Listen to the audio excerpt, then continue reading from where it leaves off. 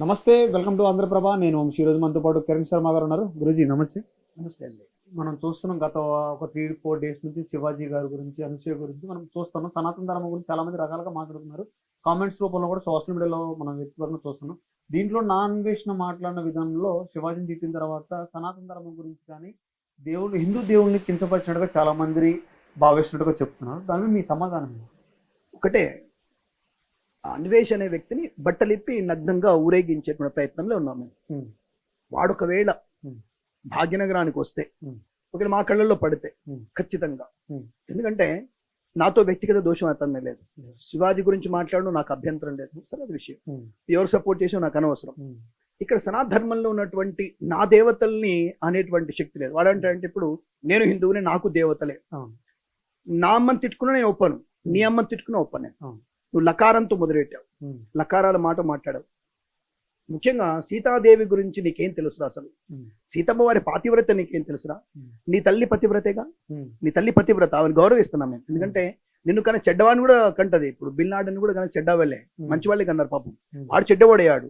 నువ్వు కూడా 140 దేశాలు 120 దేశాలు తిరిగి నీ మతి భ్రమణ కలిగింది. ఎందుకంటే అక్కడ నైజీరియా, జింబాబే కొన్ని చోట్లలో దొంగలు ఉంటారు, నపుంసకులు ఉంటారు. కొంతమంది వాళ్ళు ఏమంటారంటే వాళ్ళని హోమోసెక్స్ కోసం కలిసావు. నువ్వు పోయి నువ్వే చెప్పావు ఇక్కడ హోమోసెక్స్ కోసం ఉంటారని చెప్పేసి నీ వీడియోలో. ఒకప్పుడు నేను కూడా అప్రిషియేట్ చేశాను, ఎందుకంటే మన దేశం యొక్క ఔన్నత్యాన్ని కాపాడుతున్నా నేను కూడా చాలా లైక్లు చేశాను. ఎందుకంటే అరే మంచివాడు మంచి చేస్తున్నాడు అని చెప్పేసి. ఇప్పుడు నేను బట్టలిప్పి కొడతా అంటే, నేను ప్రతి అంగాన్ని కట్ చేసి నిన్ను నగ్నంగా నేను ఇదే ఎస్ఆర్ నగర్ చౌరస్తాలు కానీ అమీర్పేట చౌరస్తాలు కూర్చోబెడతాను గ్యారెంటీగా. అందుకే నువ్వు రాకు, నువ్వు భయపడని రాకు, సంతోషంగా విదేశంలో ఉండు. అది జింబాబేలో ఉంటావా, టాంజానియాలో ఉంటావా, కెన్యాలో ఉంటావా, నపుంసకుని పెళ్లి చేసుకుని అక్కడే ఉంటావా, లేదా నువ్వు నపుంసకుడు మారిపోతావా? కోర్స్ అలాంటి వ్యక్తివే నాకు తెలియదు, కానీ చెప్తున్నాను ఆ విషయాల్లో. ఒకవేళ హోమోసెక్స్ వాళ్ళు చేసుకుని అక్కడే ఉంటావా? ఎందుకంటే అది అఫీషియల్ గా అనౌన్స్మెంట్, అది హోమోసెక్స్ చేసుకోవచ్చు అని చెప్పేసి మనకు కూడా కొంతమంది దాన్ని యాక్సెప్ట్ చేస్తారు. అలా నువ్వు హోమోసెక్స్ వాళ్ళని సేమ్ మగవాడిని పెళ్లి చేసుకుని ఎంజాయ్ చేయి, నో ప్రాబ్లం. దానికి ఎటువంటి మాకు అభ్యంతరం లేదు. కానీ నా దేవతలు అన్నావు కాబట్టి ఖచ్చితంగా నువ్వు వస్తే మాత్రం ఇదే జరుగుతుంది. ఇతర గొడవలు వేరు. నువ్వు దేవతలతో పోల్చుకునేటువంటి అధికారం కానీ అర్హత నీకు లేదు. నీ పుట్టుకనే నీ బతుకు బీదరికంతో, నువ్వే చెప్పావు బీదరికంతో వచ్చి. కానీ బీదరికంతో వచ్చిన వ్యక్తి చాలా ఔన్నత్యంగా మాట్లాడతాడు, చాలా పద్ధతిగా మాట్లాడతాడు. కాబట్టి నా దేవతలు అన్నావు కాబట్టి నువ్వు ఉపేక్షించేటువంటి అవకాశం అయితే లేదు. నేను చెప్తున్నా కదా, నిన్ను ఖచ్చితంగా దారుణంగా నిన్ను తొక్కివేయడం ఖాయం. ఇప్పుడు సబ్స్క్రైబర్ ఎవరైతే ఉన్నారో ఈ అన్వేష్ గాడికి, అన్వేష్ వాడు నా అన్వేషణ కాదు, వాడు నిత్య మూర్ఖుడు, నిత్య మూర్ఖుడు, మూర్ఖేషి వాడు. ఈ మూర్ఖేషి గారిని ఎవరైతే అన్సబ్స్క్రైబ్ చేయలేదో మీరందరూ కూడా సనాతన ధర్మానికి వ్యతిరేకంగా ఉన్నట్టే. మీరందరికీ నేను హెచ్చరిక చెప్తున్నా, ప్రతి ఒక్కళ్ళు అన్సబ్స్క్రైబ్ ఇమీడియట్ గా అయిపోవాలి. అసలు వాడిని రిపోర్ట్ మీద రిపోర్ట్ కొట్టాలి మనం. ఇప్పుడు వాడు ఛానల్ కదా, వాడు బతుకు మళ్ళీ బస్ స్టాండ్కి భీమిలో ఈ నాటు పడవలలో ఎండు చేపలు అమ్ముకోవాలి. వాడు నేర్పుతున్నాడు. ఇంకా అక్కడ చేపలు పట్టే వాళ్ళు గౌరవంగా బతుకుతారు, జాగ్రత్త. వాళ్ళతో మీ పాపం వీడు దరిద్రుడు పోతే వాళ్ళు పాపం ఇబ్బంది పడతారు. వాడు వీడు ఎండు చేపలు ఏది నాటు పడవల్లో, భీమిల్లో నాటు పడవల్లో బాబు చేపలు, ఎండి చేపలను అమ్ముకునేటువంటి స్థాయికి దిగదాడడం ఖాయం. ఎందుకంటే ఆల్రెడీ వానికి అనేక రోగాలు ఉన్నాయి పాపం. ఎందుకంటే చాలా మంది దగ్గరికి వెళ్ళాడు కదా, మగవాళ్ళ దగ్గరికి వెళ్ళాడు, ఆడవాళ్ళ దగ్గరికి వెళ్ళాడు, వాళ్ళ అనేకమైన అస్తవ్యస్తమైనటువంటి అవయవాలు చూశాడు అని వాడి బుద్ధి భ్రమణ ఉంటుంది.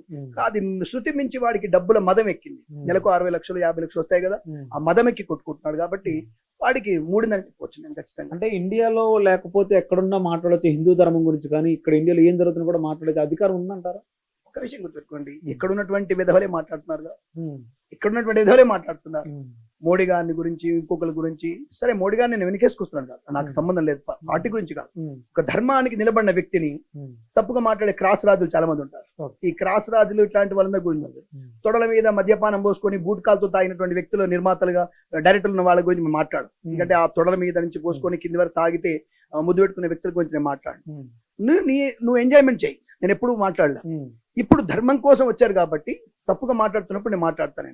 అది ఇటువంటి వ్యక్తులే తప్ప ఇంకే వ్యక్తులు వచ్చి మాట్లాడే దాఖలాలు లేవు. పెద్ద పెద్ద వాళ్ళు కూడా నాకు తెలిసి Shivaji is the real hero అని చెప్పాను నేను. ఎందుకు రియల్ హీరో అంటే, అల్టిమేట్ గా మనకి ఎవరి మద్దతు కావాలి? ప్రజల మద్దతు కావాలి.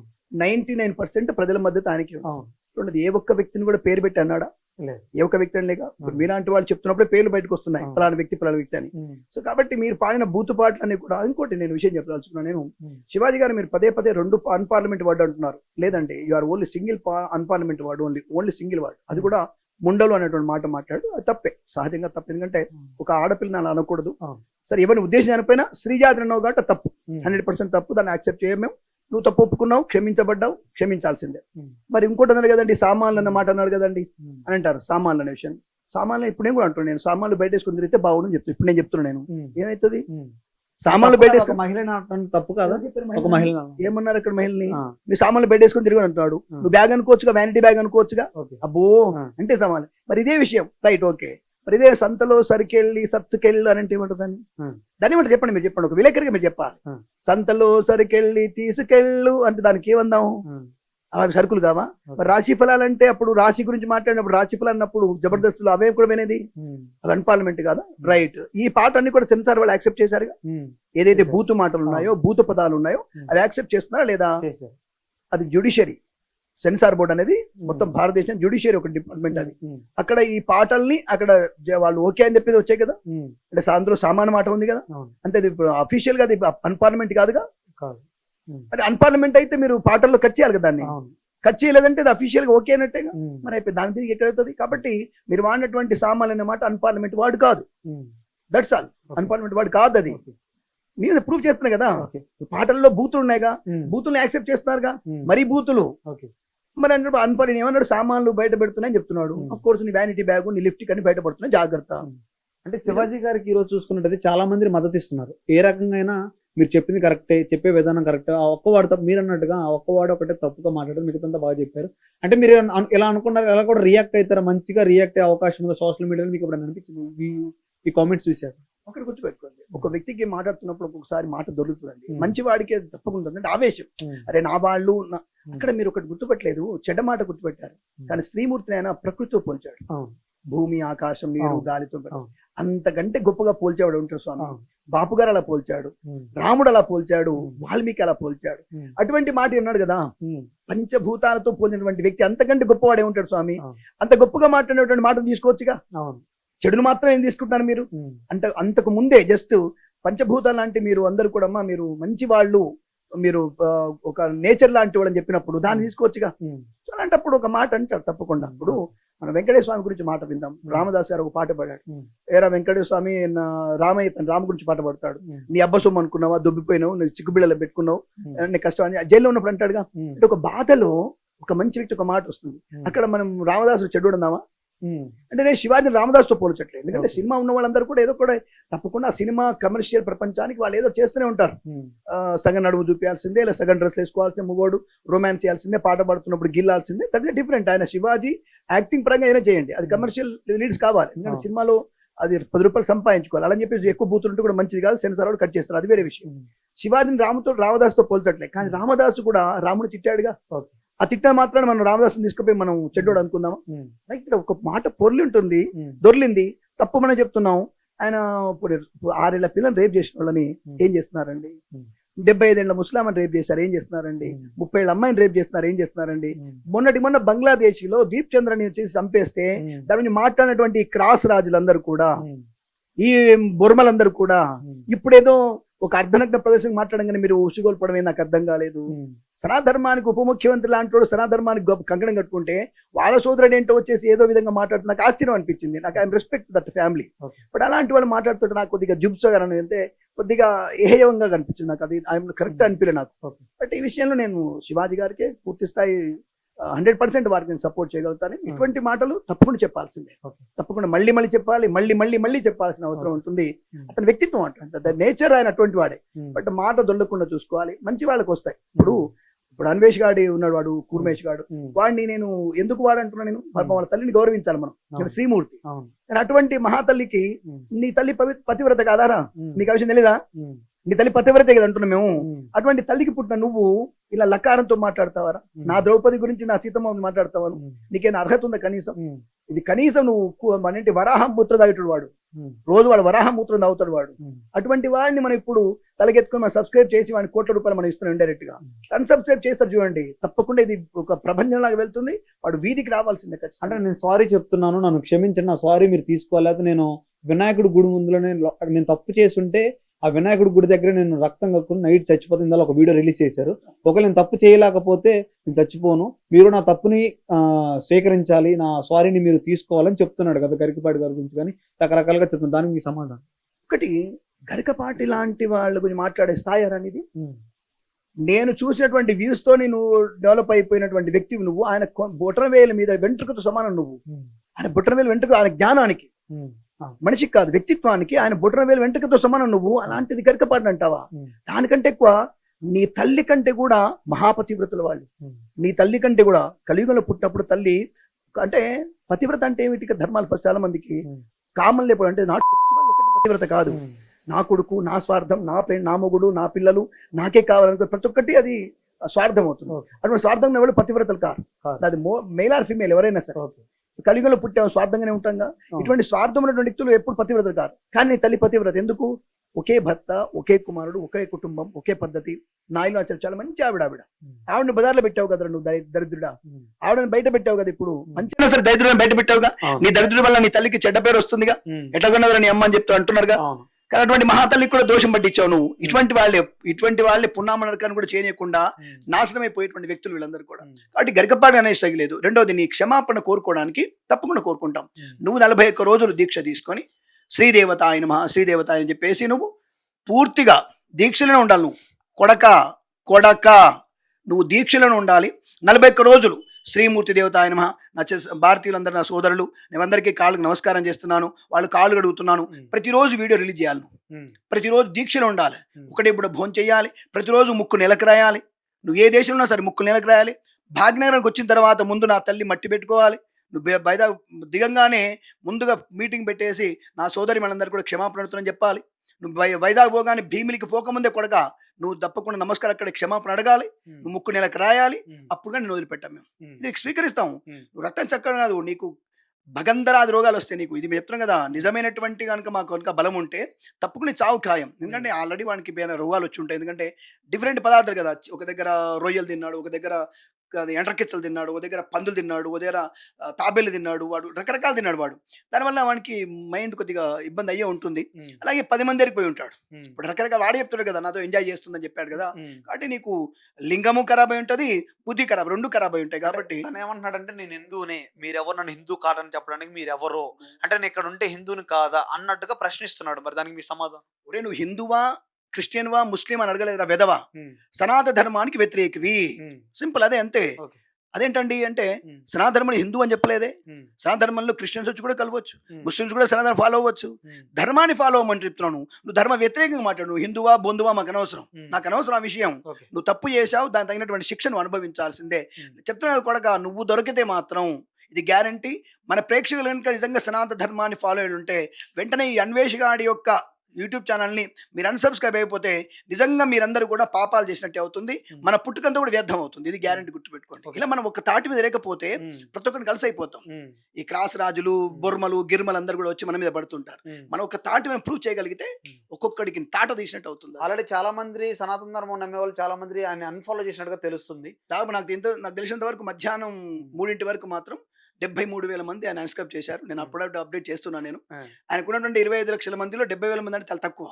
కనీసం 24 లక్షల మంది మనం సబ్స్క్రైబ్ అయిపోవాలి. 24 లక్షల మంది ఖచ్చితంగా అయిపోవాలి. అయిపోతేనే వాడు వీధికి వస్తాడు, వాడు వీధిన పడతాడు. వీధిన పడ్డప్పుడు వాడు కుటుంబం బయటకు వస్తుంది. కుటుంబానికి వచ్చినప్పుడు ఆ తల్లితోనే, ఆ మహాపతివ్రతతోనే వీడిని చెప్పు తీసుకొట్టియాలి వాడిని. ఇదంతా జరుగుతుంది. జరిగితేనే నువ్వు మంచిగా ఇక్కడ గడ్డ మీద కలుగుతావు. లేదంటే మాత్రం నువ్వు ఎక్కడ దిగిన, బాంబేలో దిగు, ఢిల్లీలో దిగు, ఎక్కడ దిగినా సరే ఉసిగొలుపుతాం గ్యారెంటీ. అందరినీ మాత్రం ఇది గ్యారెంటీ, ఇది వార్నింగే నీకు. ఇది నేరుగా హెచ్చరిక. ఎవడు చెప్పి నేను చేస్తా, ఎవడు చెప్పి నేనైతే కిరణ్ శర్మగా నేను చేసి చూపిస్తాను నీకు గ్యారెంటీగా. నువ్వు ఈ దీక్ష చేసి ప్రతిరోజు ముక్కు నెలకేసి నాకు రోజు 3 నిమిషాలు వీడియో రిలీజ్ చేస్తే బయటికి, అప్పుడు తప్పుడు క్షమాపణ చెప్పేది మీ అమ్మ దగ్గరికి వచ్చి నీకు మీ అమ్మతో చెప్పు దెబ్బలు కొట్టించి అప్పుడు మేము రైట్ వీడు తప్పు చేశాడు, పొరపాటు పడ్డాడని చెప్పి మేము దాన్ని ఒప్పుకుంటాం. ఓకే, ఈ రోజు అనసూయ గారు నిన్న ఇవాళ ఒక ట్వీట్ చేశారు. విజయ్ దళపతి ఒక వీడియో పెట్టి, మరి ఆడవాళ్ళ దగ్గర కంటే ఇన్ని మంది ఎగబడుతున్నారు ఫ్యాన్స్, మగ వ్యక్తి దగ్గరికి ఎందుకు ఎగబడుతున్నారు, తను మంచిగా షర్టు ప్యాంట్ వేసుకొని వచ్చాడు, మళ్ళీ సగం సగం బట్టలు వేసుకున్నాడు, ఆ టైప్ లో పెట్టారు. ఆ టైప్ అని నేను చెప్పను, బట్ ఆ టైప్ లో పెట్టారని చాలా మంది కామెంట్ చేస్తున్నారు. మరి అనసూయ గారికి ఏం చెప్తారు? అంటే బట్టల వల్ల ఏముండదు, మనం చూసే విధానంలో ఉండదని చెప్తున్నారు కదా. ఒక విషయం, విజయ్ దళపతి చేసడానికి ఒక హీరో, ఆయనతో ఫోటో దిగా అందరికి ఉత్సాహం ఉంటుంది కదా ఉమ్, స్వామి, ఉమ్, ప్రతి ఒక్కరికి ఉంటుంది. అవును. ఇప్పుడు ఈవెన్ దో నేను ఏదైనా ఇప్పుడు నేను ఏదైనా దేవాలయంకి వెళ్తాను, గొప్పని అనుకోవట్లేదు, ఏదైనా అమ్మవారి గుడికి ఏదైనా విజయవాడ వెళ్ళినప్పుడు కానీ ఇక్కడ వెళ్తే ఓ ఇద్దరు ముగ్గురు కలుస్తారు, గురుగారు మీరు యూట్యూబ్లో చెప్తారు కదా జాతకాలు, నమస్కారం ఒక ఫోటో దిగొచ్చా అంటారు. ఉమ్, ఆఫ్టర్ ఆల్ ఎవరి దగ్గర నన్నే ఒక ఫోటో దిగుతాను అనుకున్నప్పుడు విజయదళపతి, సేతుపతి వీళ్ళందరూ కూడా ఉమ్, వాళ్ళు స్టార్లు, వాళ్ళు అవును. వాళ్ళతో ఫోటో తీయడానికి అందరికి ఉత్సాహం ఉంటుందిగా. అవును. కాబట్టి అందరూ కూడా దెబ్బకు తిరుగుతారు మగవాళ్ళు కానీ. కానీ ఆడవాళ్ళ దగ్గరికి వచ్చేసరికల్లా ఒక జుగుప్సాకరమైన వాతావరణం ఉంటే మీరు టచ్ చేయడం అంటారు సార్, మగవాడిని టచ్ చేసే అవకాశం ఉండదు. ఇంకా టచ్ చేశాడంటే ఇక వాడు నపూంసకుడు అనుకోవాల్సింది తప్ప టచ్ చేసే అవకాశం ఉండదు. ఫోటో కోసం ఎగబడతారు. కానీ ఇక్కడ ఆడదాన్ని రుద్దుకోవడానికి ఎగబడతారు. తప్పుగా అనుకోదు మీరు, ఉమ్, ఉమ్, అసభ్యంగా ఉంటే. ఓకే. అదే నిండుగా ఉంటే మన సాయి పల్లవి గాని, భూమిక గారు చాలా ఓపెన్‌గా చేశారు. ఉమ్, భూమిక గారు, సాయి పల్లవి గారు, ఎందుకు చైతన్య వాళ్ళ తర్వాత భార్య మా ఉంది భార్య పేరేం పేరు శోభిత ఉంది. ఆవిడ చాలా ఓపెనింగ్ చేసింది. ఆవిడ ఎవరు ఏం తప్పుగా అనరు. నిండ కట్టుకొని వస్తారు వాళ్ళు. ఉమ్, వాళ్ళు దే ఆర్ వెరీ మోడర్న్‌గా ఉంటారు. అవును. సాయి పల్లవి గారు మోడర్న్‌గా ఉంటారు. సో, ఇంత ఉన్నప్పుడు వాళ్ళ వెంబడి ఎందుకు పడలేదు? అంటే అర్ధనగ్నంగా ఉన్నప్పుడు ఒక జుగుప్సాగినటువంటి సొల్లుగార్చే విధవలు ఉంటారు. ఉమ్, ఆ విధవలకి చూపు బాధంటారు. ఉమ్, అరే ఇప్పుడు బెల్లం ఉన్నప్పుడు బెల్లానికి మనం మూత పెట్టాలి. ఉమ్, ఈగలు వాలకుండా, చీమలు పట్టకుండా. బెల్లం ఓపెన్ పెడితే ఈగలు వాలుతాయి, చీమలు పుడతాయి. కాబట్టి అవి మనం మన శరీరం మన జాగ్రత్తగా ఉండే ప్రయత్నం చేస్తే ఉమ్, చాలా మంచిదని నా అభిప్రాయం. ఆవిడకి ఇచ్చేది సలహా నాకేం అసలు ఎందుకు ఆవిడ రియాక్ట్ అయ్యారో నాకు అర్థం కాలేదు. ఉమ్, గుమ్మడికాయలు దొంగ ఎవరంటే అది భుజాలు తడుముకున్నట్టుగా ఉమ్, ఆవిడను ఇంకో సింగర్ పేరు చెప్పారు. అది బాగా బయటకు వస్తుంది. ఉమ్, వారెందుకు బయటకు వస్తుందని నాకు అర్థం కాలేదు ఆ విషయంలో. ఉమ్. బట్ అది అది ఎట్టి పరిస్థితి అది శోచనీయం కాదు. అటువంటి డ్రెస్ అనేది కూడా శోచనీయం కాదు. నాగబాబు గారు కూడా చెప్పడం జరిగింది. మీరు ఏ బట్టలు వేసుకోవచ్చు, ఎలా తిరగవచ్చు, స్త్రీకి ఉందన్నట్టుగా చెప్తున్నారు కదా మరి. అది ఎట్టి అవకాశం పరిస్థితి ఉందని ఒకటి చెప్తున్నారు. గుర్తుపెట్టుకోండి. ఉమ్, నేను అదే చెప్తున్నాను నేను. స్త్రీకి స్వాతంత్రం ఏం చెప్పట్లేదు నేను. ఉమ్, స్వాతంత్రం వేరు.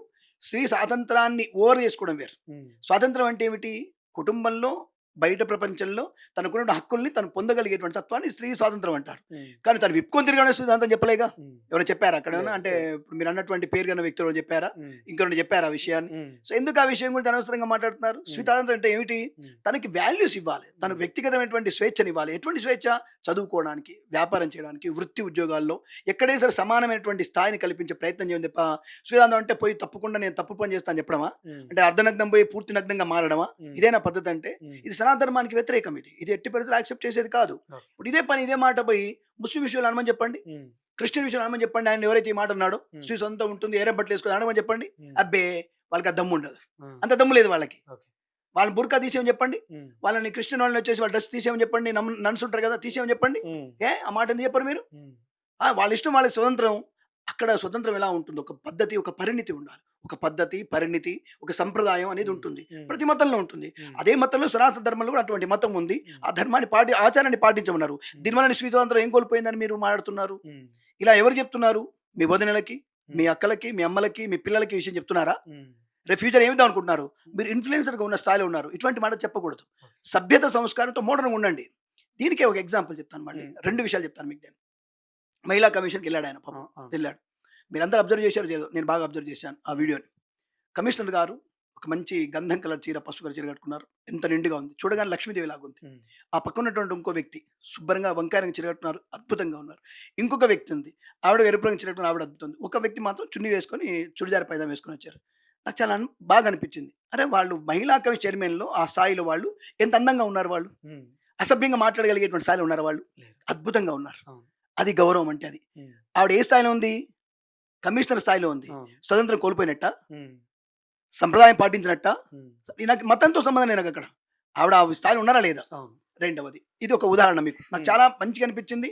మహిళా కమిషన్ వాళ్ళందరూ కూడా చేతులు నమస్కరిస్తాను, నేను ఆశీర్వదిస్తున్నాను నేను. ఉమ్, రెండవది, మనకి రెండో మీటింగ్ పెట్టారు. ఈ మీటింగ్ అయిన తర్వాత రెండో మీటింగ్ పెట్టినప్పుడు ఈ దండోర తర్వాతనే ఉమ్, సెకండ్ ఒక అమ్మాయి హీరోయిన్ అనుకుంటా, అమ్మాయి బయటకు వచ్చేసి ఈరోజు నేను నిండుగా డ్రెస్ వేసుకొని వచ్చా అండి, శివాజీ గారు వస్తారని చెప్పేసి మళ్ళీ మాట్లాంటారు ఆయన, అందుకే నేను నిండుగా డ్రెస్ వేసుకొస్తున్నాను. ఉమ్, చాలు, ఒక్కళ్ళతో మార్పు ప్రారంభమైంది. ఉమ్, ఆ ఒక్క మార్పు కోట్లలోకి వస్తుంది. అది ఉమ్, ఇది చాలా మనం సంతోషపడడానికి. ఓకే. ఆయన అన్న తప్పుగా చెప్తుంటే నీకెందుకు నష్టం అనే స్టేజ్ మీద అనేవాళ్ళు కదా. అవును. మార్పు వచ్చిందా లేదా? వచ్చింది. మర్నాడే వచ్చింది. ఉమ్. చాలా, దట్ ఇస్ అప్రిషియేషన్. ఒక అమ్మాయి మారిపోతుంది, ఒక అమ్మాయి చెడుగా మాట్లాడింది, అంతే తేడు తప్ప ఉమ్, ఇక్కడ శివాజీని చేసేది ఏం లేదు ఎవరు కూడా. ఓకే. ఆ విషయాన్ని గమనించుకుంటే మంచిది. చివరగా సనాతన ధర్మం గురించి కానీ, సనాతన ధర్మం పాటించే వాళ్ళ గురించి ఏం చెప్దాం అనుకుంటున్నారు మీరు? ఒకటే విషయం, మనకున్నటువంటి ఆచారము, వ్యవహారం, కట్టుబాట్లు ఉమ్, మనం పాటించే చాలు. నువ్వు కొత్తగా ఏం చేయాలి, యజ్ఞయాగాలు చేయాల్సిన అవసరం లేదు. నీకున్నంతలో ఎటువంటివి చెప్పారు, ఏం చెప్పారు, పెద్దవాళ్ళు ఏం చెప్పారు, దాన్ని ఫాలో అవ్వడమే.